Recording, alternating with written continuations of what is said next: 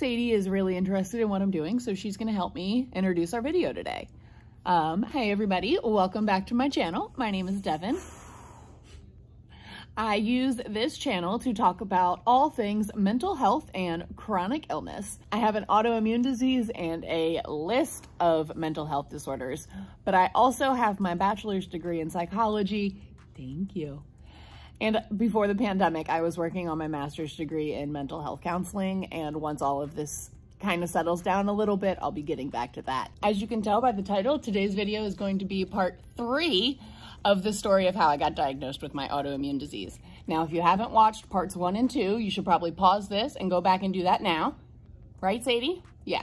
Sadie says pause it, go back, watch part 1 and 2, and then come back because it's going to start right where part 2 left off. Thanks. Sadie, this is the part where we tell them to like the video. Press the like button, click subscribe, and ring the notification bell so that way they will always know when a new video is up. Yeah? Sadie wants you to. If you have any questions about anything I say in today's video or about my disease in general, please make sure to leave them down in the comments below. Sadie's getting antsy and my knees are hurting from kneeling on the ground to try to get this angle so that way she can be in the video too. So without further ado, enjoy part 3, the finale of how I got diagnosed with my autoimmune disease. I'll see you guys next time.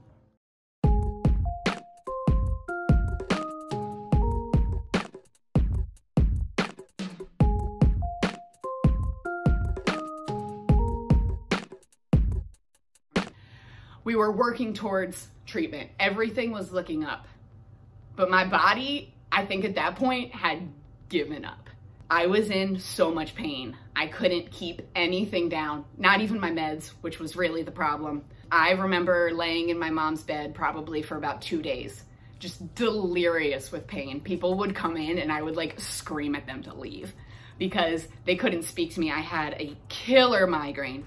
I was so dehydrated because I couldn't keep anything in my system. Everything got thrown up or came out the other way. I was a mess. So my mom finally got me another doctor's appointment after being urged to by my aunt who came to visit. She is a nurse. She looked at me and was like, yeah, no, she needs to go back to the doctor because, I mean, these medications will help, but if she can't take them, if she can't swallow anything without throwing up, then they can't help her. They can't help her if they're not in her body. So we went to the doctor, and I only kind of remember this because, I was delusional with pain this entire time. Like, the worst migraine you've ever had times 1,000. Like, this is the worst pain I've ever been in my life. So we went to the doctor, and the doctor essentially looked at me and was like, I don't really know what you want me to do here. We can't do anything for her here. She probably needs to go to the hospital. And then we were trying to decide whether or not I should just go to the hospital or whether I should wait for an ambulance. And I was so mad. I do remember this. I was like, can you guys just stop arguing and pick one? Like, either put me in the car and take me to the hospital or put me in the ambulance and take me to the hospital. But like, somebody take me to the damn hospital. So we went to the hospital. I probably had to wait in the waiting room for at least 2 hours in excruciating pain because I didn't come in with a heart attack. I didn't come in with something that genuinely needed to be addressed right then. So my mom actually got into an argument with some of the nurses, and I'm surprised she didn't get kicked out. I remember going into the ER room. So you have the waiting room, and then they usually go and you get your triage done, then you sit back in the waiting room, and then they give you an ER room, and then they give you another room. So I was in that midway room and I could just hear everybody talking, and that's all I remember is just wanting to cry. And then they took me over to where I needed to get my blood drawn. Every time I've gone into that hospital, they draw my blood. I'm pretty sure they do it for everybody. I remember declaring the guy who was drawing my blood my mortal enemy multiple times. I told everybody in the hospital that I hated him because he had to stick me 4 or 5 times simply because I was so dehydrated and had lost so much blood at that point. So it wasn't his fault, but I didn't have any tattoos, very few piercings. I did not do well with needles, not well with shots. So the fact that this guy had to stab me, I believe, at least 5 or 6 times to try and get enough blood for all the tests that they needed my mortal enemy. I will hate him forever, have no idea who he is, but I hated him and I told everybody about it. After got my blood drawn, I went into an actual ER room, and I believe I was there for about a day or two. And I was in there until they could find me a room because they decided that I needed to be admitted. Once they admitted me, they put me on a regimen of fluids and steroids, but through IV. So everything was through the IV. I couldn't keep anything down. So I wasn't allowed to have anything through my mouth except for water, I believe, up until like the last few days that I was there. It was like my body just like noped out. Like maybe if I had been given the steroid pills months before, then those would have helped me enough. But my body was so sick and damaged that I really needed like IV level strength nutrients and hydration and steroids. All my medications had to go through an IV because my body shut down and decided it wasn't doing anything any other way. I wasn't allowed to eat, I wasn't allowed to take meds, I couldn't drink because my body, it was hurting. It was too damaged. It couldn't handle it anymore. So I was in the hospital for about a week, simply getting all of those medications pumped in. I was rehydrated, so I got lots of fluids, lots of nutrition because I wasn't eating. Again, I was allowed to have like water and ice chips, but that was about it. They also got pretty irritated at the ER staff that had sent me home about a week prior to that, because they looked at my blood levels from the last time I had went in, and immediately gave me 2 blood transfusions. So I actually learned my blood type that day, A positive. I remember in my morphined out state, that was another thing they gave me, was pain meds. I was on morphine the entire time. So I was out of my mind a little bit. Just kept looking at the blood, and I'm not a blood person, so it was freaking me out. My friend was joking with me. She told me it was Channing Tatum's blood, because I was really into Channing Tatum at the time. I'm pretty sure Magic Mike had just come out. So I was like, yeah, I get Channing Tatum. Like, I was all about it. I also remember being really happy that my blood was smart because it was A positive. And that's the only way I've been able to remember my blood type. I had been told multiple times before, apparently, but me being on morphine and looking at my blood and being happy that it's smart was the way that my brain decided my blood type would stick. So after the blood transfusions and about a week again of the nutrients, pain meds, steroids, fluids, everything that they needed to try to heal my body back up enough so that way I could go home, start my treatment regimen there, start the steroids and the shots and everything there. That was their goal. I wasn't supposed to be like 100% better. I was just supposed to be able to take my medication orally without throwing up. So once I got to that point, they discharged me. My treatment plan was very similar to the one that they had discharged me with before. Again, my steroids, my Humira. I went home. Again, I ate entirely way too much food and threw it up everywhere and regretted none of it because it is delicious. I'm telling you, I'm a vegetarian now, but the seafood penny pasta that I got after I got out of that hospital when I stayed for a week, so good. I won't eat it now, but the memories are definitely still alive in my heart.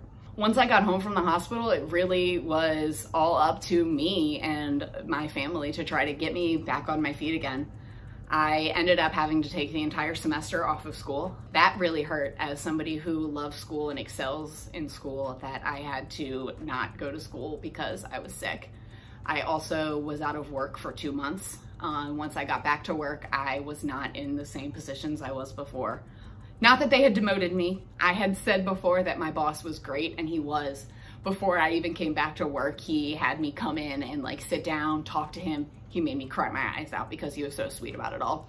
Gave me a key to a bathroom, so I always have access to a bathroom, and essentially talked to me about how we can make it work so I can come back. The problem was, I was not as physically strong as I was before I got sick. And working in the restaurant industry, it's a lot of up and around and on your feet. I was a server, and that takes a lot of strength and effort, a lot. So when I came back, I had to come back in the more supporting roles, which was kind of irritating to me. But I was happy to be around people because for those 2 months that I was off of work, I also couldn't drive anywhere. Honestly, I think it was even longer than that because I was on pain meds every day. So I couldn't leave my house on my own free will. I couldn't work. I couldn't go to school. Kind of like now. Huh. I didn't have Jake though. I did have a boyfriend. This is a relationship that I will be getting into in later videos a lot. It was an extremely emotionally abusive relationship. He may have been there when we first went to the ER, but I can't remember. But I do remember him coming in one time and he stayed for like 10 minutes. So that sucked. I also mentioned earlier how much prednisone sucks, and it really, really affected me at this time too. My sleep schedule was crazy because prednisone causes a lot of insomnia. My mom would be leaving for work in the morning and be like, have you gone to bed yet? And I was like, no, have a good day. I think my normal bedtime was like 11 o'clock in the morning. And then I would sleep all day and then be up all night. I also wanted to eat everything. Everything. It's like the munchies, but even worse. And the problem was I was sick, and if I ate everything, it hurt. So I had these constant urges and cravings, but I couldn't do it all the time. Sometimes I'd indulge. But like I would have these constant urges and cravings to just shove food into my face, and I couldn't. It did help me gain a little bit of weight though. I will say that. Because it got my appetite back. Before I wasn't eating at all. So this did help get my appetite back a little bit. It was also really important for me to try to put on some of that weight to try to get back to normal.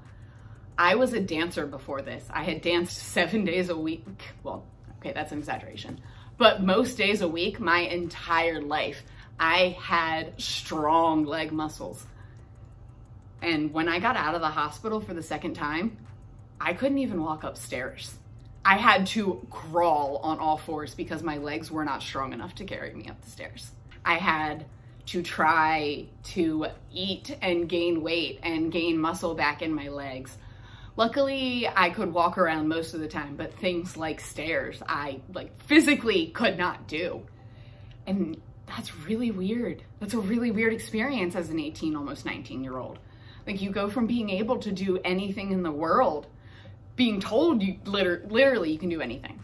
Like it's the time of your life when you're supposed to be thinking about your future, and I'm over here staying up until 11 o'clock in the morning because I can't sleep, barely able to walk upstairs, can't drive anywhere because I'm on pain meds. It was rough. It was really rough. And I'm really glad that I had some very good people to help me through it. I had some really good people. The people at my job were very supportive. And I mean, so there's a reason that I still consider them my family now, and I think a lot of it goes back to how incredible they were to me when I was sick and when I was trying to get better. Living with chronic illness is hard, but it's gotten easier as time goes on. Maybe I'm just used to it. I'm not entirely sure. Thank you guys so much for watching all the way to the end of this video. I hope you learned something, maybe a little bit about ulcerative colitis or autoimmune diseases in general, or what it's like to be diagnosed with something so life-changing at such a young age. Or if there's any doctors watching by any chance, I want to put it out there. Please don't tell your patients that they probably have cancer if you have only ever like done a very quick visual assessment of them. Please don't do that. I've talked to doctors since then and they're just like, they did what? Yeah, she literally told me I had cancer by looking at my skin and by me telling her my symptoms. So if you're a doctor, please, for the love of whatever, if the only thing you take from this video is this, don't tell any of your patients that they could possibly have cancer unless you've actually done tests that show that. If you're also living with an autoimmune disease, I hope that I can give you guys a little bit of hope that it does get better. It gets easier with time. You get more used to it. I mean, it's not all rainbows and butterflies ever, but you can be okay. You can do what you want to do in life, and you can be who you want to be still. It's not going to change who you are. It's something you have to deal with, but it doesn't change you or your dreams or anything that you can achieve. Please make sure that you smash that like button, click subscribe, and ring the notification bell so that you'll always be the first one to know every time I make a new upload. I'm now uploading videos twice a week on Fridays and on Tuesdays at 11 a.m. So make sure that you hit the notification bell, you subscribe, you like, all of it, and yeah, more content will be coming soon. I'm Devin. This has been Just a Mental Note, and I'll see you next time.